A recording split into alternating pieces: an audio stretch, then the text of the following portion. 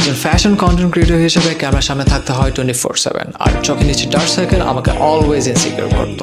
প্রতিদিন রাত জাগা, স্ট্রেস আর আউটডোর শ্যুট সব মিলিয়ে my life became a mess. আর এটা সব থেকে বেশি এফেক্ট করেছে আমার চোখের নিচে। তখন চেহারা এতটাই ডাল ছিল যে আয়নায় নিজেকেই চিনতাম না, সলিউশন কি হবে সার্চ করছিলাম।